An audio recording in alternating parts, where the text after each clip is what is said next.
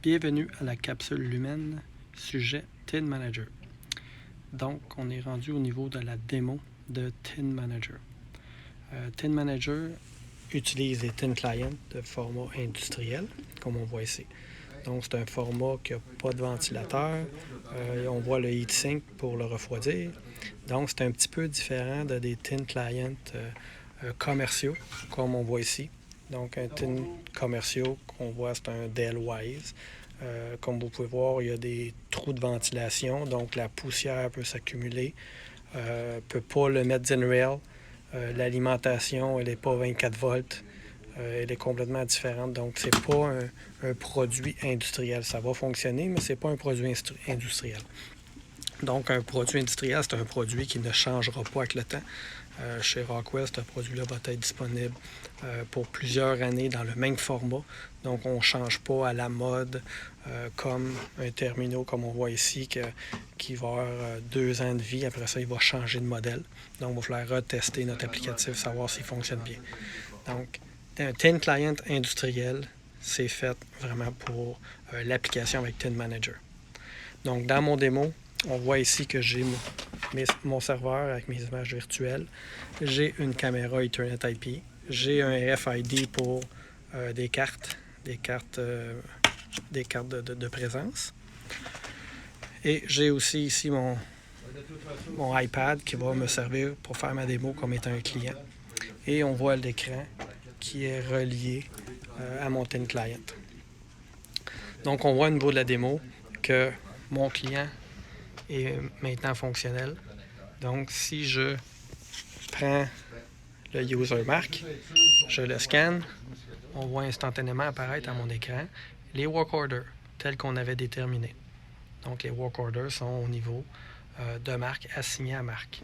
Et on le voit ici dans le software que Marc est maintenant propriétaire de l'applicatif work order.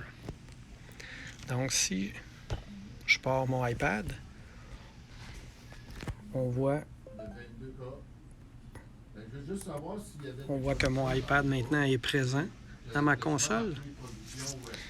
On voit que j'ai 4 applicatifs disponibles pour mon iPad. Donc, je vais pouvoir me promener d'un applicatif à l'autre sans problème. Donc, excusez, j'ai touché un mauvais bouton. Vous voyez que c'est extrêmement rapide aussi. Je vais me loguer au nom de Marc.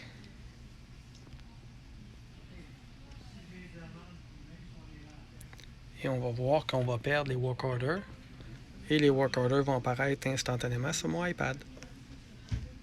Donc, de cette façon-là, Marc est prêt à travailler avec son outil de travail d'une façon très rapide.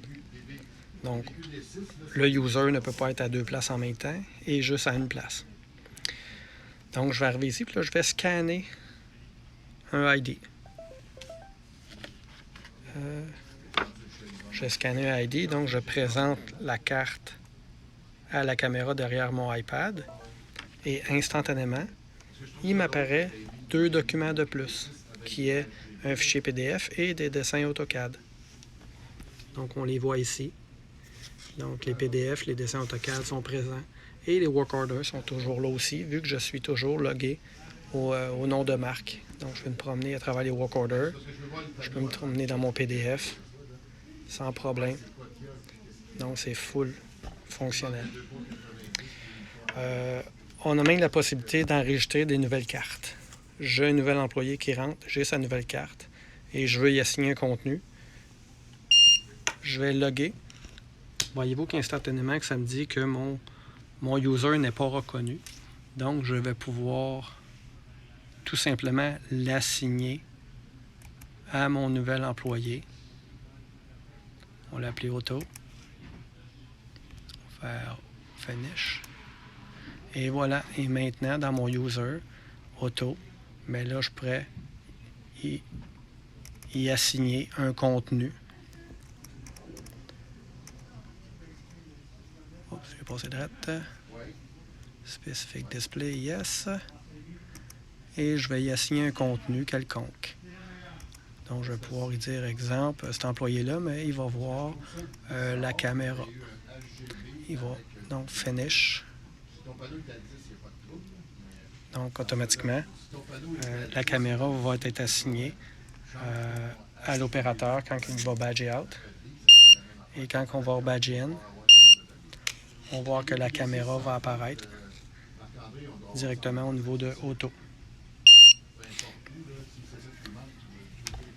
Donc, Auto est maintenant logué directement sur mon Versario. Donc, ceci complète la présentation de Tin Manager au niveau des Tin Clients.